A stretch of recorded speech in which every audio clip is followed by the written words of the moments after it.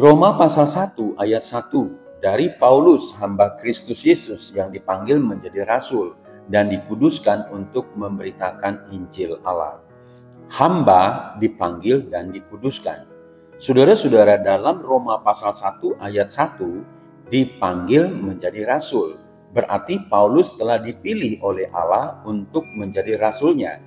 Pemilihan dan penetapan ini atas inisiatif Allah. Firman Tuhan katakan dalam 1 Korintus 1 ayat 1 berkata, yang oleh kehendak Allah dipanggil menjadi rasul Kristus Yesus. Ini sangat jelas, bukan karena inisiatif atau keinginan pribadinya. Paulus menekankan di sini bahwa dia tidak mengangkat dirinya sebagai rasul, tetapi Allah sendiri yang telah memilih dia untuk menjadi rasul. Memang bukan keinginan pribadi, tetapi setelah mengerti panggilan Allah, maka akan sungguh-sungguh dan tanpa pamrih melayani di ladang Tuhan.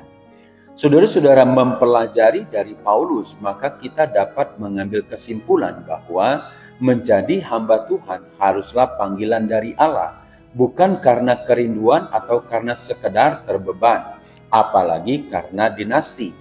Maka belajar dari Paulus ini ada teladan yang nampak dari seorang hamba yang dipanggil Tuhan. Misalnya, Paulus berani memberitakan Injil.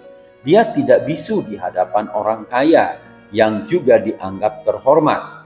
Paulus tidak mengambil keuntungan atau memperkaya diri dari panggilan itu. Tidak mundur walaupun diperhadapkan dengan penderitaan dan tetap taat kemanapun Tuhan perintahkan. Saudara-saudara, frasa berikutnya adalah dikuduskan, menunjukkan bahwa tindakan pengudusan dilakukan oleh Allah kepada Paulus. Tentu pengudusan ini terjadi sebelum Paulus melaksanakan tugas sebagai rasul. Dikuduskan berarti dipisahkan oleh Allah. Paulus dipisahkan oleh Allah untuk tugas khusus sebagai rasul. Tujuan dikuduskan adalah untuk memberitakan Injil Allah. Saudara-saudara, mengapa yang dipanggil ini perlu dikuduskan?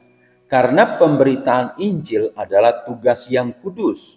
Karena tidak ada seorang pun yang kudus termasuk Paulus, maka perlu dilakukan pengudusan oleh Allah. Pengudusan ini tentu adalah pengampunan oleh darah Yesus. Mempelajari firman Tuhan mulai dari Kejadian sampai Wahyu, kita akan menemukan para nabi yang diutus oleh Tuhan, yang memiliki latar belakang kehidupan yang buruk. Misalnya Yefta, seorang perampok, tetapi dipanggil menjadi hakim atas orang Israel. Paulus sendiri menyetujui pembunuhan Stefanus, penganiaya jemaat, tetapi dipanggil Tuhan untuk memberitakan Injil. Tentu orang-orang ini setelah dikuduskan dalam panggilannya, maka kehidupan selanjutnya tidak lagi bermain-main dengan dosa, meninggalkan kehidupan yang lama, menjaga kehidupan yang kudus dengan hidup taat firman-Nya. Saudara-saudara, jika Allah memanggil, pasti Allah kuduskan.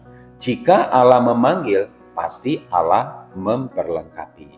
Haor Ministry.